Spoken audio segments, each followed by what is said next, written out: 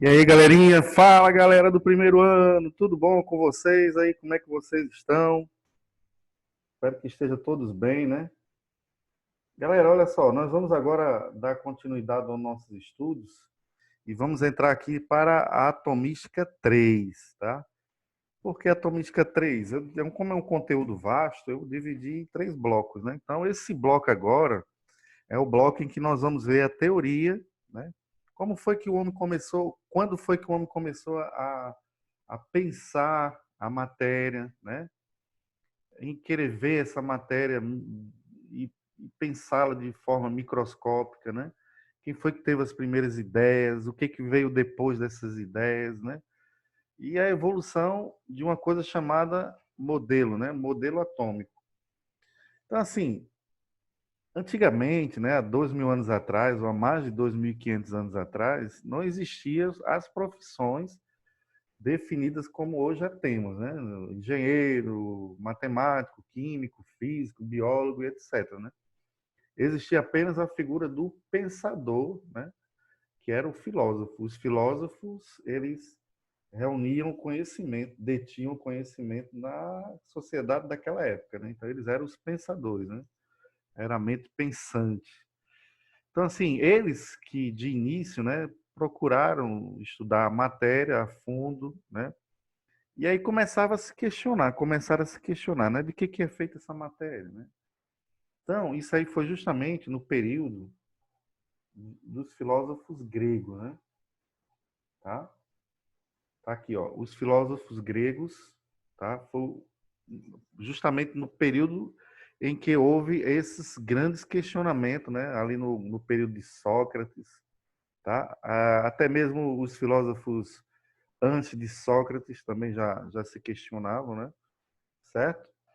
E eles viu a imensidão, né, de matéria que continha no universo e aí começaram a pensar, né, essa matéria é feita de quê, né? Feita de pequenas estruturas, né, que vão se somando e ao longo, né, dá o total, como é a ideia de uma parede, né? Você tem ali um tijolinho e tijolinho sobre tijolinho você constrói uma parede, né? E assim por diante. Você constrói uma casa, né? Tá? Existia muito misticismo também em cima da coisa, né, naquela época, né? Aí eles acreditavam em vários deuses e tal, mas sempre voltado com esse foco, né, de querer definir essa matéria, né, de que ela realmente era formada, né? Então, nessa época aqui dos filósofos, o que existia era o pensamento. Pensamento, né, a ideia de que o átomo, de que a matéria era formada por pequenas estruturas, tá? E aí vamos aqui, prosseguindo, né, saindo aqui dos filósofos gregos, aí viemos aqui para Empedócles, né, que é um pensador também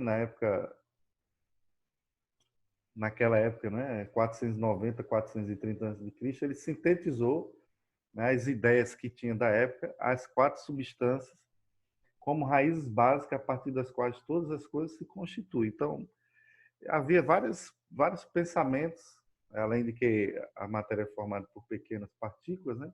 Existiam algumas ideias e ele sintetizou essas ideias. Aí quais foram? A primeira, de Tales de Mileto, né? Era de que toda, né, aqui, ó, princípio único, uma substância primordial para toda variedade da matéria, tem origem de tudo aonde? A partir de quê? A água. Então a água era primordial, né? Onde todas as matérias se originavam a partir da água. Então ele criou esse quadro aqui, ó, onde a água era formada por tudo que era frio e úmido. Tudo que era frio e úmido, para eles na época, formava água. Tudo que era úmido e quente, formava o ar.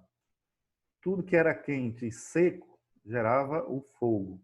E tudo que era seco e frio, formava o quê? Formava a terra. Você vê, né, que esses aí são os elementos, né, os quatro elementos em que eles se baseavam naquela época, né? A natureza para eles acontecia dessa maneira, né? Então você vê como é um pensamento muito hoje em dia é inconcebível, né? Nós continuarmos pensando dessa maneira, né? Até porque a ciência já provou que não é por aí. Então, era um pensamento muito rudimentar, tá certo? Agora vamos aqui. Então, quando chegou ali o período de Demócritos, né? Demócrito ele institui ali a palavra átomo, né? A partir de Demócrito ali 460, 370 a.C. Essas datas é só para nós nos orientarmos. Claro que ninguém num concurso ou numa prova vai perguntar a data, né? Certo? Quem foi que descobriu o Brasil? A data, isso aí não existe, né? Tá, galera? Então é só para a gente nos orientarmos aí. Então, para Demócrito, né, aqui, ó, ele acreditava que todo tipo de matéria fosse formada por diminutas partículas, que denominou de átomos, e, né, da palavra grega, átomo quer dizer indivisível, né, aquele que é indivisível, certo? Então, a partir de Demócrito, ele começou a funilar essas ideias aí, né? Agora, deixa eu só mostrar aqui uma coisa que eu esqueci. Ó, esse material nosso, galera, que vamos utilizar, é da Universidade de São Paulo, Instituto de Química.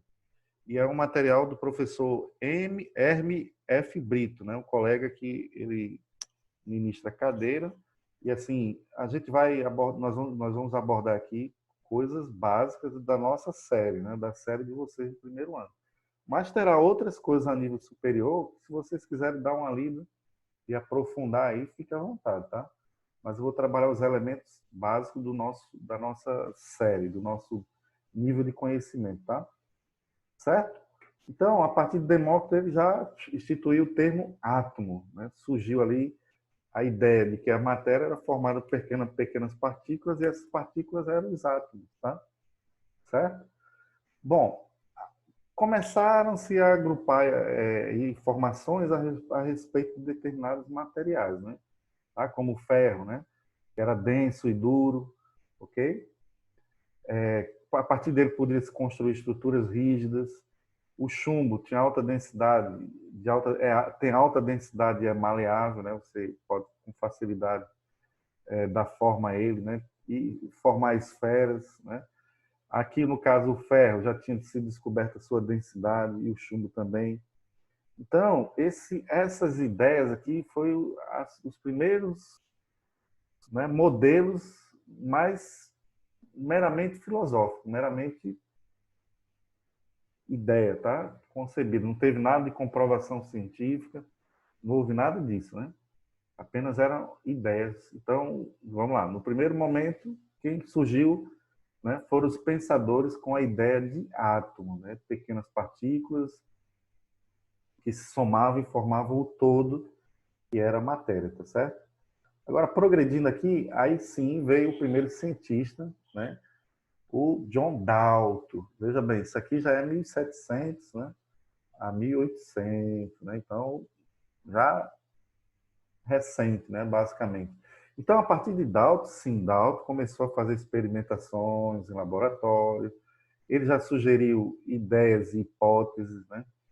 Certo? E aí, a partir dessas hipóteses e suas ideias, é que institui uma coisa chamada teoria atômica, ou teoria do modelo atômico.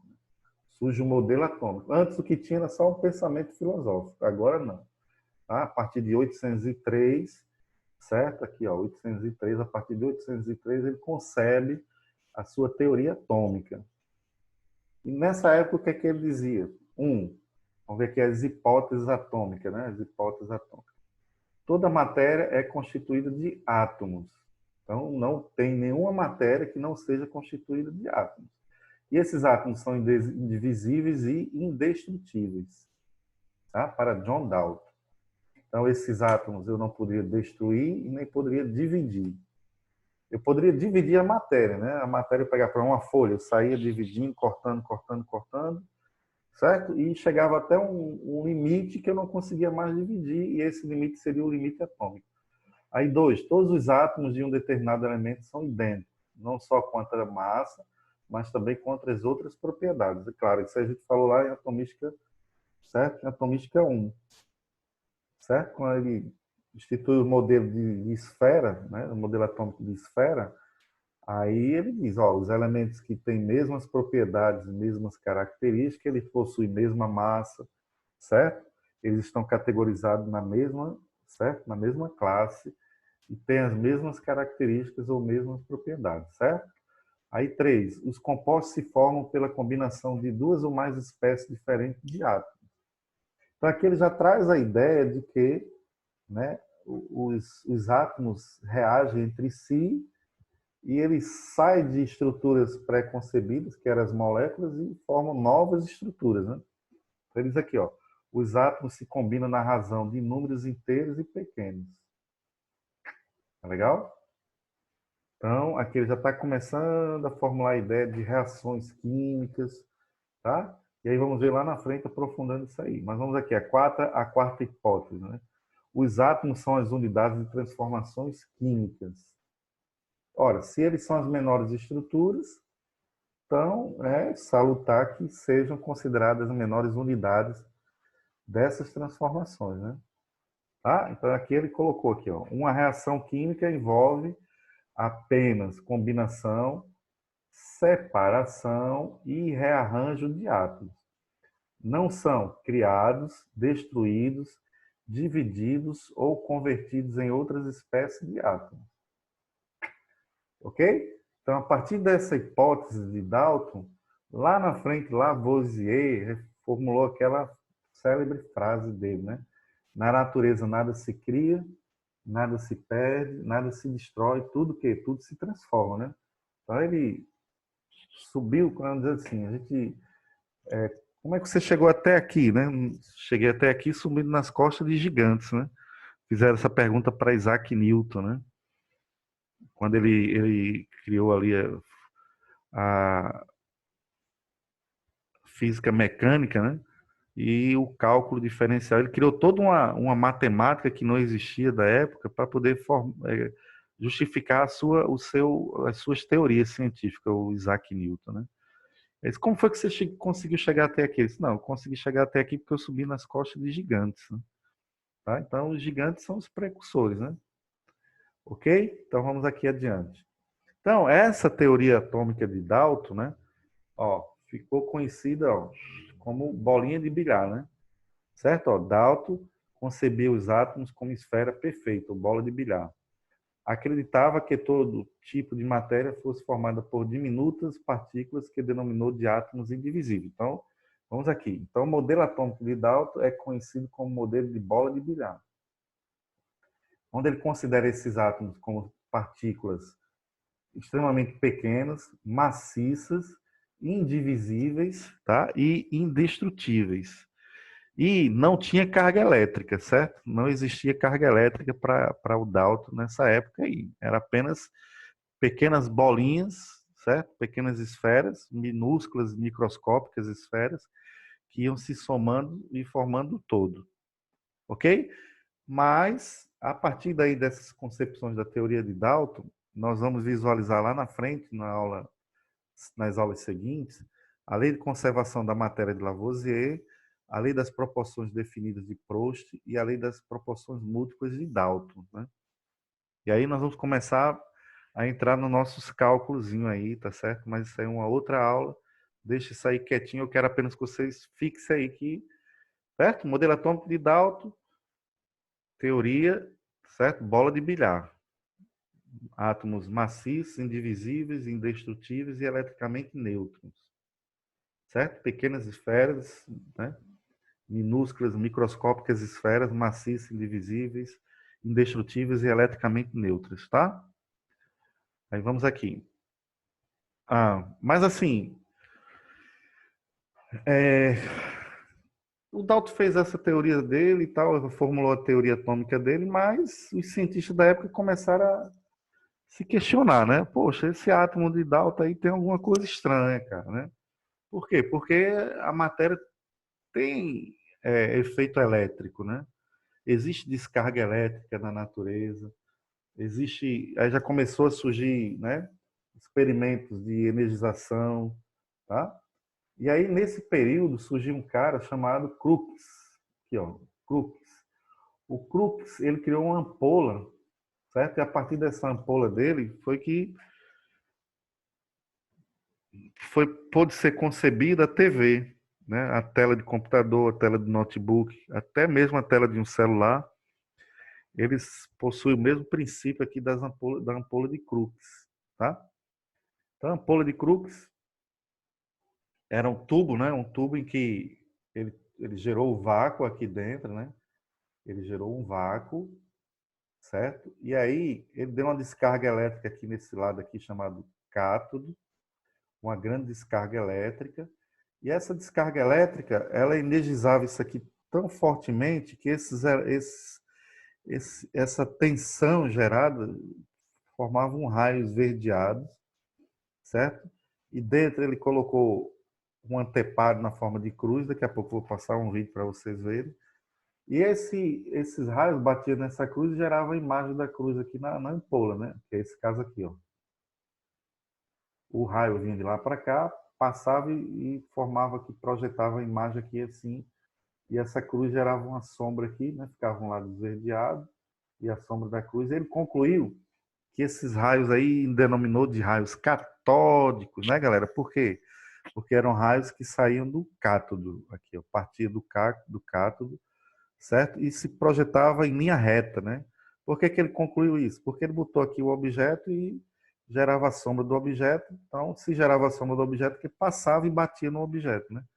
Parte era bloqueado, né? Parte desses raios catódicos era bloqueado pelo objeto sólido. E aí gerava a sombra dele aqui, que era a ausência desses raios nessa região, né? Tá certo? Então, o Crookes aí, aqui ó, os raios catódicos, feixe luminoso, foram atribuídos a um feixe de descarga negativa. Vamos ver como é que ele conseguiu lá na frente, como foi que conseguimos comprovar que esses raios aqui possuem carga negativa, né? Então, vamos lá. Então, o primeiro cientista, um dos primeiros cientistas a trabalhar com descarga elétrica, né, foi o Crookes em sua ampola. E aí começaram a questionar essa teoria do Dalton, né? E aí, esse Dalton aí e tal, não sei o quê, né? Aí terminou o modelo atômico de Dalton não tendo mais validade, e aí vamos pensar agora em criar um novo modelo, né, em que inclua essas cargas elétricas, né? Como isso vai ser esse átomo? E esse átomo tem que ter carga elétrica porque a matéria tem carga elétrica, né? Tá? Então, deixa eu só ver aqui uma coisa. Vamos ver aqui os experimentos, né, que foram feitos para comprovar a natureza desses raios catódicos. Só um minuto. Então, galera, vamos aqui, né? Eu trouxe aqui um vídeo para nós visualizarmos, né? Tá? A ampola de Crookes. Tá aqui, ó. Ele tem essa ampola. Aqui é o cátodo. Ele gerou uma tensão, uma grande tensão de corrente elétrica. E essa tensão, esse tubo aqui não tem ar aqui dentro, né? Veja aqui, ó. Que tem um anteparo aqui na forma de cruz. E aí, ó, certo?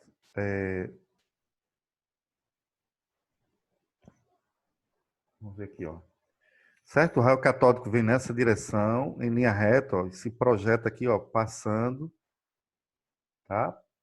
Apresentando a luminescência, né? Então, eu vou botar aqui o áudio para que vocês vejam aí, tá? Visualizou apenas uma mancha luminosa na parede do tubo oposta ao cátodo. Crookes concluiu que esta luminescência era algum tipo de radiação que partia do terminal negativo, indo em direção ao terminal positivo. Essas radiações foram denominadas de raios catódicos. No entanto, Crookes não conseguiu determinar a natureza das mesmas.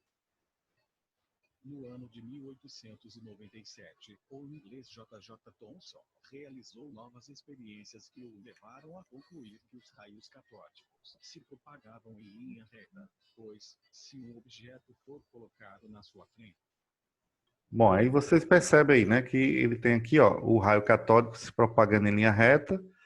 Como ele concluiu isso aqui? Porque já era a imagem do objeto aqui, ó. E aí aqui nessa região é a ausência de raio catódico. Então, nessas amarelinhas aqui é onde o raio catódico está chegando.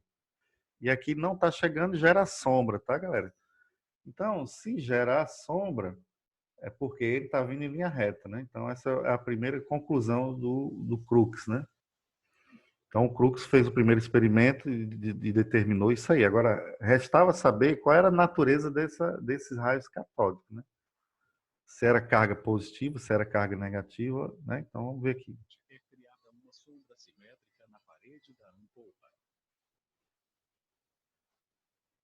Os raios catódicos, ao baterem em uma ventoinha mecânica posicionada dentro do tubo, a faziam girar. Então possuíam massa e, consequentemente, eram matéria. Pronto, então vamos aqui. Nesse caso aqui, já são os experimentos feitos por Thomson, tá? O Thomson, ele pegou a ampola de Crookes, reproduziu e fez esse outro experimento aqui, tá? Então aqui tem vácuo aqui dentro, ó. Aqui não entra ar e nem não tem ar lá dentro, nem entra ar. Ou seja, a parte interna dessa ampola não tem contato com a massa de ar aqui do lado de fora, tá certo? Não tem contato com essa massa de ar. E aí, quando ele ligava a tensão aqui, ó, o raio catódico que era produzido aqui, ele bombardeava, né, essa ventoinha. Quando ela projetada da esquerda para a direita, aí bombardeava essa ventoinha e movia essa ventoinha para cá. Consequentemente, ele invertia, né, a polarização e ele bombardeava no sentido contrário. E aí provou que esses raios catódicos, com esse experimento, ele provou que os catódicos têm massa, certo? Tinha uma massa. Essa massa é que, como uma espingardinha de chumbo, batia, certo? Nessa ventoinha e movia a ventoinha. Aí, ó. Agora vamos lá. Nesse terceiro exemplo aqui, ele vai provar, certo? A carga.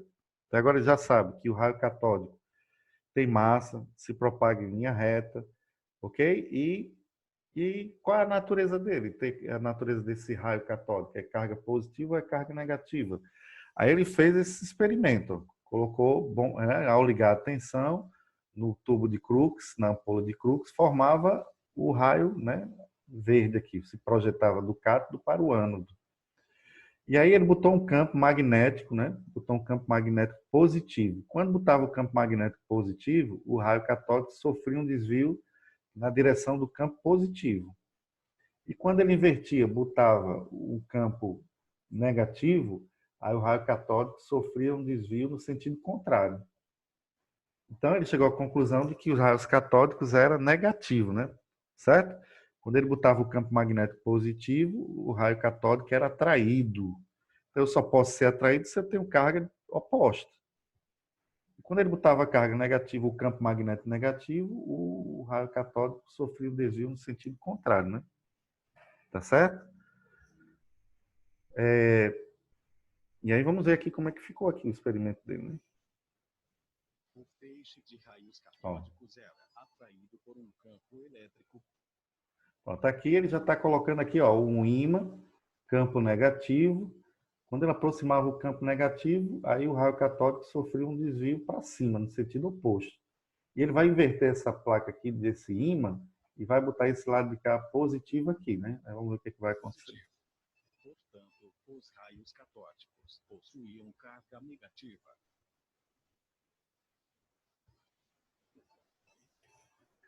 Só lembrando uma coisa aqui, galera. Se você botar um ventilador aqui do lado de fora, ou soprar, não interfere em nada aqui dentro, porque isso aqui está no vácuo, certo? Aqui não tem ar aqui dentro, e nada do lado de fora afeta aqui o lado de dentro, a não ser o campo magnético. Ele vai inverter aí, ó, polarização.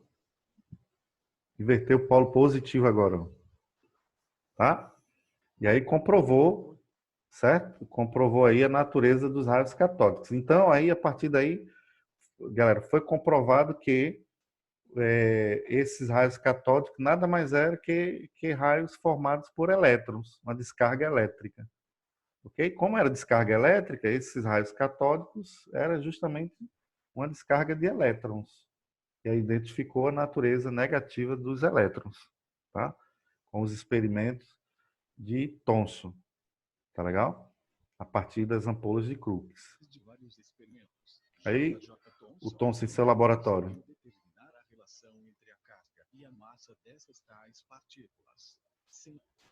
Pronto, aí vamos aqui, né? Vamos organizar aqui as ideias e vamos voltar lá para o nosso material, nosso PDF lá, nosso slide. Só um minuto. Bom, voltando aqui, né? Ó, como eu mostrei para vocês, né? Que eu falei para vocês, né? A ampola de Crookes, ela deu origem ali ao tubo de imagem, né? Da TV, do computador, do notebook, etc, etc, né? Tá? Então, se vocês quiserem dar uma olhada aqui detalhada, aí vocês veem aí depois, tá bom? Então, isso aí é um avanço tecnológico, né? Agora vamos aqui. Aí, aqui ele relata justamente esses experimentos que nós acabamos de ver, tá bom? Passando aqui, ó, tá? Que nós acabamos de ver. Aqui tem o cálculo para determinar a carga da massa do elétron, tá? Certo? Mas não vamos entrar nesse detalhe, tem algumas fórmulas aqui só para vocês conhecerem mesmo. E finalmente chegar aqui no modelo de Thomson, tá?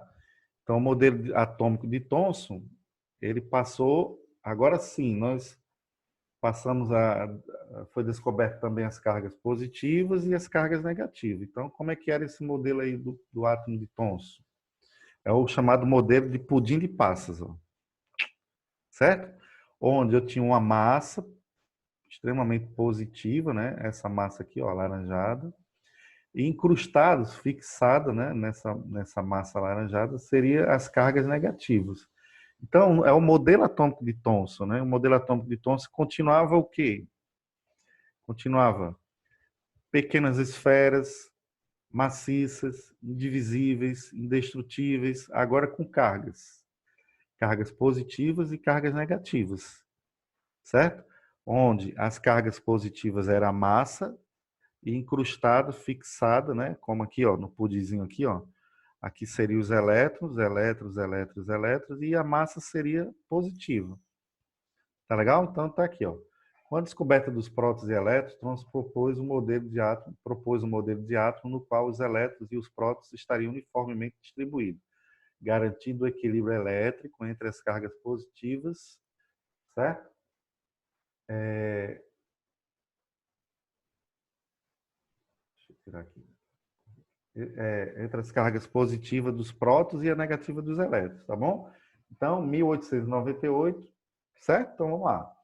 Modelo atômico de Dalton, modelo de né, bola de bilhar. Modelo atômico de Thomson, modelo de pudim de passas. Ok? Traz as mesmas características, né, no átomo de Dalton, só que agora esse átomo ele tem cargas fixas, né? Cargas positivas e negativas sendo cargas fixas. Nas cargas aí não tem movimento.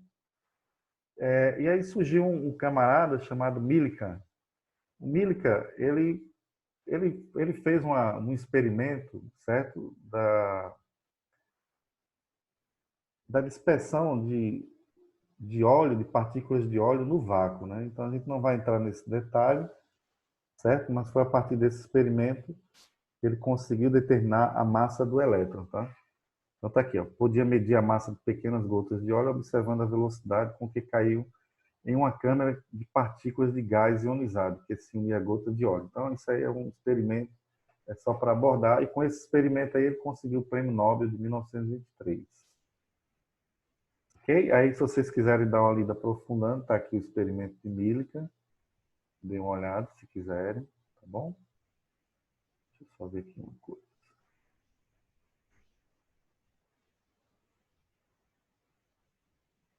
Pronto, aí está aqui ainda, ó, certo? Aqui os cálculos, ninguém vai cobrar isso aqui, claro. Certo? E aí Goldstein, a partir de raios canais, certo? Os raios canais é mesmo parecido com o experimento da ampola de Crookes. Só que ele, em vez de passar a carga, os raios catódicos, esses raios já eram os raios chamados anódicos, né? Aqui, ó, partia do ânodo. Ele vinha para o ânodo, né? Certo? Então, é só para vocês entenderem, né? Aí a sequência, tá? E aí Goldstein descobre aí que esses raios anódicos eram chamados de raios canais, certo? E possuíam cargas positivas. Se vocês quiserem dar uma lida aí depois. Ok? Então, carga positiva, carga negativa, o átomo, pudim de passa, modelo atômico de Thomson. Então, agora o modelo atômico de Thomson contemplava ali a natureza elétrica da matéria. Aí vamos finalizar aqui no Rutherford, né? Vamos até Thomson ali e vamos finalizar aqui será a nossa próxima aula, para não ficar muito grande, certo? Então, aqui está em 32 minutos. Eu espero que vocês dêem uma olhada com carinho e com atenção, veja aí todos os experimentos, tá bom? Qualquer coisa aí, estamos no privado aí para lhes atender, tá bom? Um beijão e um forte abraço. Espero ter ajudado imensamente vocês aí, tá? Show! Um cheiro!